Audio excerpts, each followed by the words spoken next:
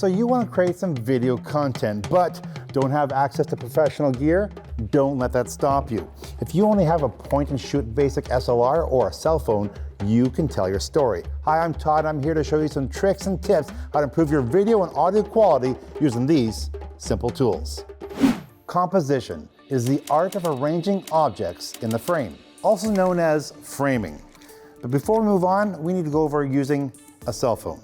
By default, the cell phone is designed for vertical shooting. And this format's used for popular social media apps such as TikTok and Instagram, but for TV screens and computer screens, vertical footage looks like this. As you can see, it only fills up about 25% of the screen, and there's empty spaces on either side of me. That's not very engaging. So what you need to do when you're filming for TV is flip your phone horizontally. Bam, look at that. We fill the entire frame. Looks so much better. Sometimes you'll see people frame their subject with their eyes in the dead center of the screen, like you see me here. This creates unwanted headroom. That's a space from the top of your subject's head to the top of the frame. That's unengaging for your potential audience. A good guideline to follow is something called the rule of thirds. It's a fundamental rule to composition. To do this, you visually divide your screen up into thirds using 4 lines, 2 horizontal and 2 vertical. The idea is to place your subject on the intersecting lines. The eyes are the window to the soul, so you want to place that on the top third of the grid. When you do that, you will always have proper headroom, whether it's a wide shot, medium shot, or close-up. Some cameras or apps on your phones will have this grid option that you can turn on when you're recording, so it makes it easier to line up your framing. Now let's look where you should place your subject in the environment. If you put your subject right against the wall, it gives it an overall flat look and there's no real dimension to the shot. Place your subject in an area where the objects in the background are further away. And the things in the background, make it interesting. Hopefully it helps tell the story you're trying to convey.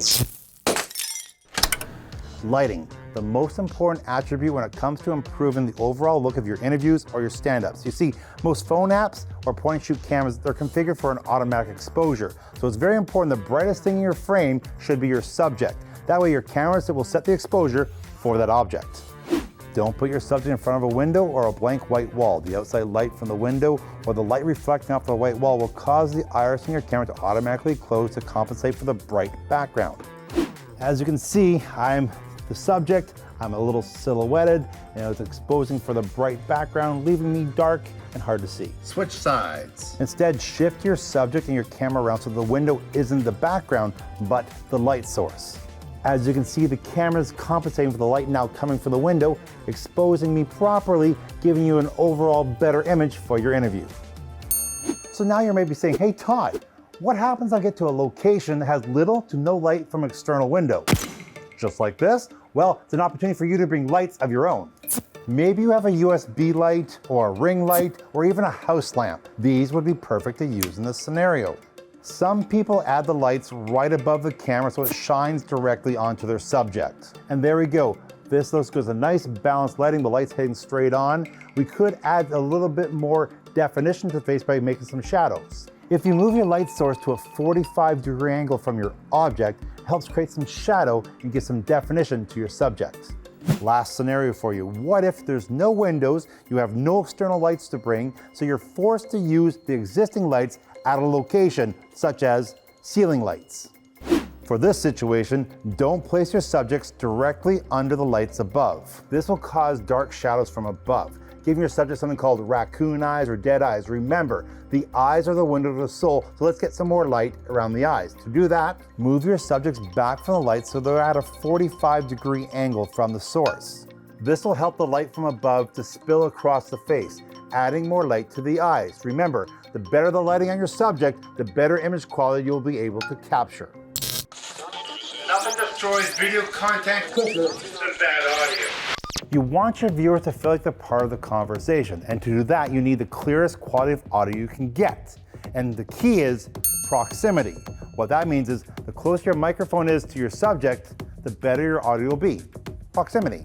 Attaching a lav mic to your subject or adding an external mic on a mic stand, placing it in close proximity to your subject will give you the best results. But wait, Todd, you might be saying, I don't have a lav or external microphone. What do I do? Fantastic question. If all you have is your point and shoot camera or your cell phone's internal microphones, the answer is still proximity. For instance, you set up your camera and your person is further away. Your audio is going to sound like this. Distant and hollow. Plus, you're competing with any other noise challenges any location can give you. Like the auto iris function in the camera, which sets the exposure, audio is recorded with an auto audio level. To fix this issue, move the camera closer to the subject. Close to the camera, close to the microphone. The closer you get, the better your audio will be. Proximity. All right, everyone, last tip of the day. For whatever reason, you want a wider shot like this. The camera's far away, so the mic's far away. It's a little bit hollow. How do you get better audio? Well, there's a couple different things you can try.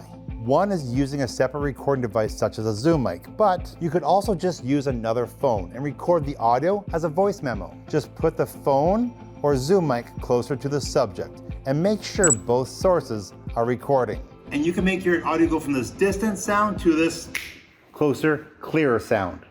There you go, some easy to follow tips to help improve the quality of both your audio and video to help tell your stories. Now get out there, get creative, and have fun.